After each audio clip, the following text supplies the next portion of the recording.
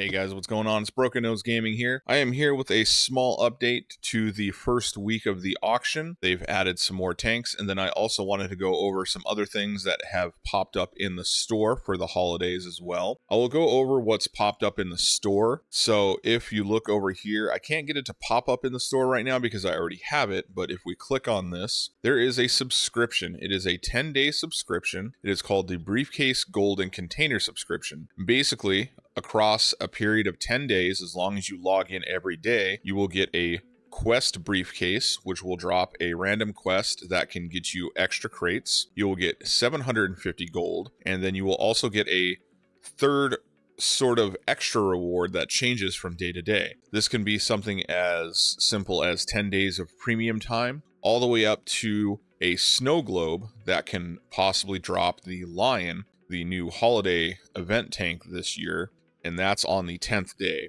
Now, this subscription is $11.99, so if we break this down really quick, we get 7,500 gold right off the bat for that $11.99. We get 10 quests that will possibly get you even more crates along with that as a sort of guarantee, and then you have other extra rewards such as like a black box, collect 'em all containers. Day 5 is actually a good one. It is a lucky 5 crate, which is one of the crates that if you have that tank that it drops will move to a lucky 6 and so on and so forth.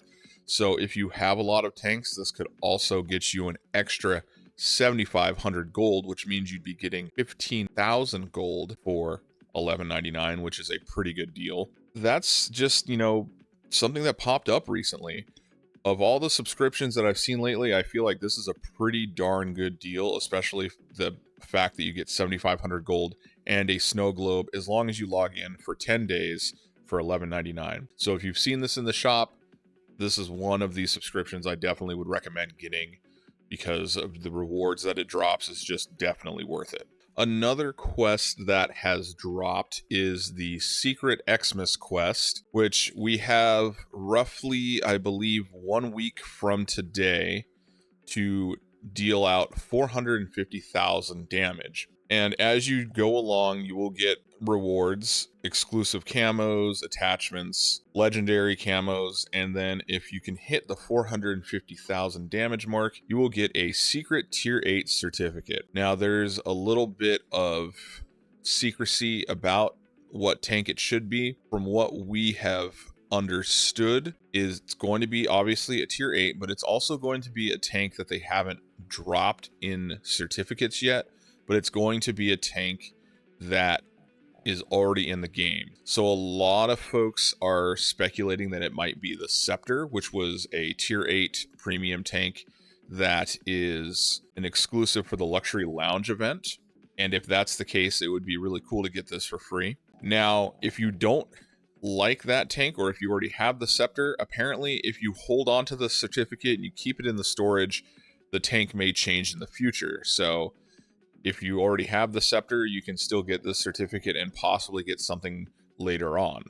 Other than that, in the store, the only other thing that has popped up that I've noticed is the mouse collectibles container, which these are the 6 mouse certificates or collectible items that you need to collect in order to receive the Dead Mouse Reactions pack. I've been lucky. I actually managed to hit all 6 of these on free drops, but if you are having trouble collecting these containers, or you haven't hit all 6 in a row and you really want to get those reaction packs, you can purchase these for gold. It's 1,111 for 1, 2,222 for 3, or 3,333 for 6. I would wait because I'm sure there are going to be more mouse collectible container drops. We should be able to get these for free. This is definitely targeted at those people that can't wait. So don't worry about that really until we get closer to the end of the event. And if for some reason you haven't gotten them, then maybe jump on and pick them up. So that's all for the other events that have loaded into the game currently. I'm now going to talk about the auction. When it comes to the auction currently, I believe the T22 medium and the Chieftain Mark 6 have sold out. which I'm not surprised about the T-22 medium. I'm a little surprised about the Chieftain Mark 6, the K91, KPZ-70, HWK-30, Astron Rex, 252U, and FV201A45 are all still on the auction. But they have also added more tanks. As a matter of fact, as you can see down here, we have another set of tanks that have been added into the list. I will go from the highest to lowest tier. There's only tier 8s and tier 7s in this edition. The first tank that I'll talk about is the T-28 Defender. This is another tank in the Defender series. This is a tank destroyer, and it's based on the T-28 prototype, but it has an autoloader. It's a 3-shell autoloader, and actually, I'm actually a pretty big fan of this tank destroyer from the Defender series.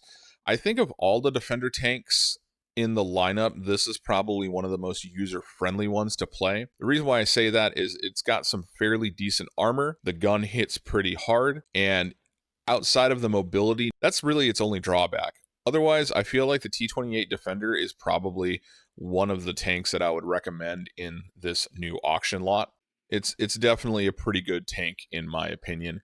And if you don't have it or you're curious about the Defender series, I feel like this is a good starting point when it comes to that.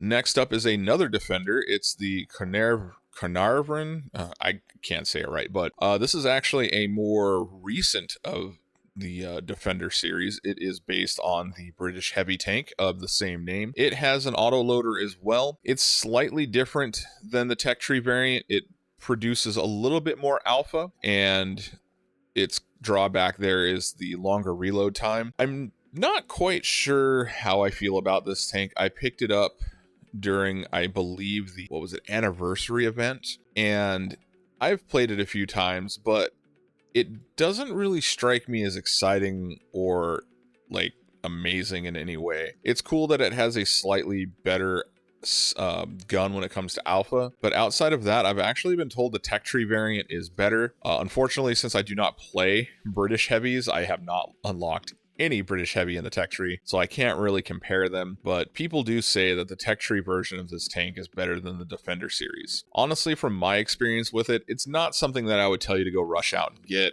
I would still probably stick with the T-28 Defender. Up next after that is another British tier 8 heavy tank, and that is the Chieftain / T95 prototype. This British heavy is a little nicer than some of the other British heavies that are a little bit slower. The Chieftain T95 is actually a little bit more mobile. Its gun is okay. I believe it's a 90mm. It puts out, I believe, like 225 alpha. It's got a fairly quick reload though, so it kind of stays in play with other British heavy tanks where the alpha isn't great, but the rate of fire is pretty good. A lot of people do hate on this tank, and that is this big old cupola up here. This isn't a bad tank. It's not something I would say is the best in this lineup, but it's better than other tech tree British heavy tanks in my opinion, just because it's a little bit more mobile. Up next after that is the Skoda T27. This is a medium tank that is also an autoloader. Now, if you recall, the Astron Rex was a tier 8 autoloader that they had put in the auction, and I said there are better tier 8 autoloaders that are in the medium class out there. This is one of them. While it doesn't have the same alpha as the 105, the reload, especially the intra-clip reload, which is, I believe, 1.5 seconds compared to 3.5 seconds on the Astron Rex, is much better. I've had much better luck with the T27 than I do the Astron Rex. The T27 is also more mobile and overall just feels better to play. So if you were deciding between the Astron Rex and the T27, I definitely recommend the T27 over the Astron Rex. After that, we are in the Tier 7 territory. There's only 3 Tier 7 tanks. One of them is the British tank destroyer, the AT-15A. Now, the AT-15A, let me tell you, it is slow, but most, if not all, British tank destroyers are slow. And they're all kind of based on this same sort of big, giant, rolling casemate, center gun mount kind of design as well. Unless you like the British tank destroyers, I probably won't recommend this one. mainly because it's so slow. It is so slow. In special modes, like in Big Boss, this thing is pretty fun.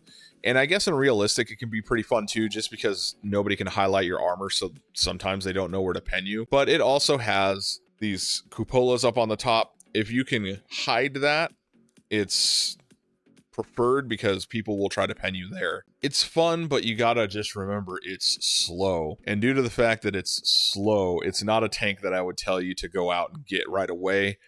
Up next after that, we have the French light tank, the AMX 1357. The AMX 1357's a funny little tank. It has an autoloader, but it is a 57 millimeter, so it has very low alpha, fairly good pen, and it has, I believe, 6 rounds in its drum. Its reload time isn't too bad either on both the reload and intraclip reload. The only downside is you have 6 shots you have to put out, and they're all very low alpha. So the problem is you have to kind of sit there and plink at the enemy tank for a while to actually make a noticeable impact.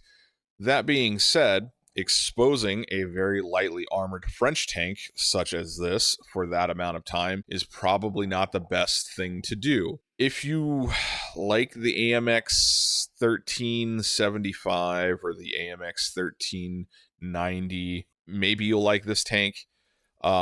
It's fun in burning games because burning games increases the alpha and it also decreases both the reload and intraclip reload. But like for regular game modes, the 1357 is not my favorite. While it has good pen compared to like the 1375, at least with the 1375, you only have to fire 3 shots and then you can leave and not have to keep exposing yourself. And finally, the last addition so far for the auction this week is the Tier 7 medium, the Sphere.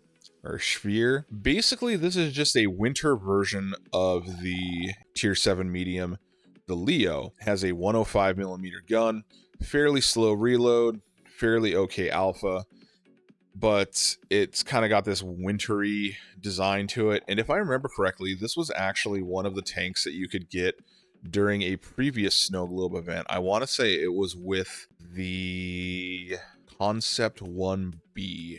The problem with this tank is it's really a pretty clear copy paste from the Tier 7 Leo.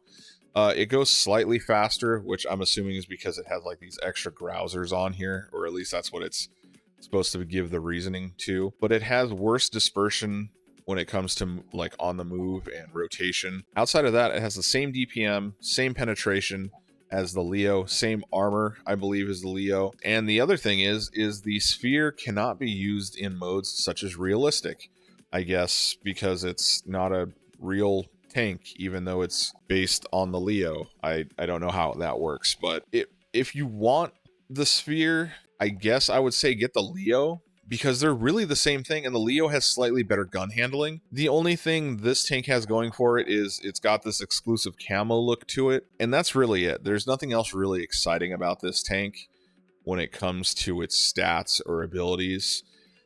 So this is more of like a completionist kind of tank, or if you didn't get it in the previous holiday event with the Concept 1B, this is your chance to get the Sphere. But honestly, this is probably not a tank that I would say go out and get.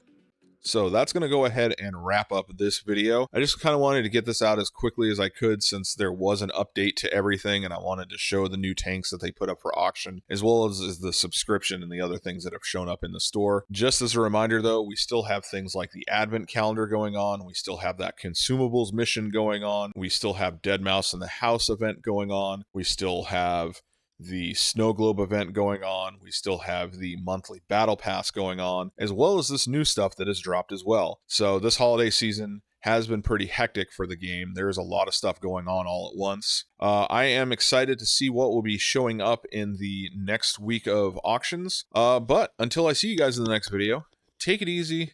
Bye-bye.